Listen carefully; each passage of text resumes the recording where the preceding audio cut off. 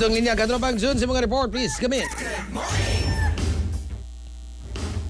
Yes, Katropang Jerry, no, nagpadayon ng kampanya sa kapulisan sa lungsod sa Dalaget batok ni Inig Loose Firearms. So by din padayon nga nag-roving ang kapulisan magabi dito sa barangay poblasyon lungsod sa Dalaget o gilang iawhag kini mga residente nga nagtinir ni ining dili lisensyadong armas de fuego nga voluntaryo ga isurrender anong malikayan ang pag-utubang hinuunog mga kaso.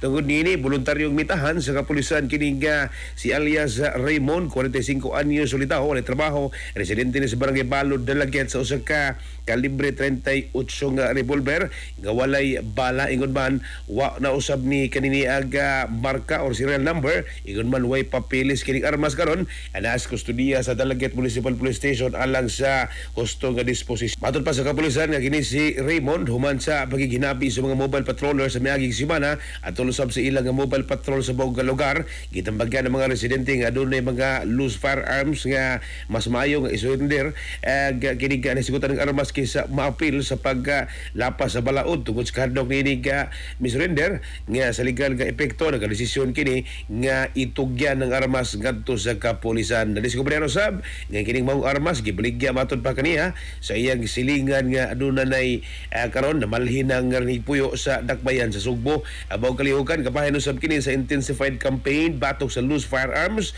aron mapadayon usab ang kalinaw ug kahusay sa komunidad. Mga katropa, yung kalimot magtumarong Santon Vitamin C, ang alkaline na vitamin C. Alang sa nagkaiusang Pilipino para sa Pilipinas, inyong katropa, June 14, XFM News.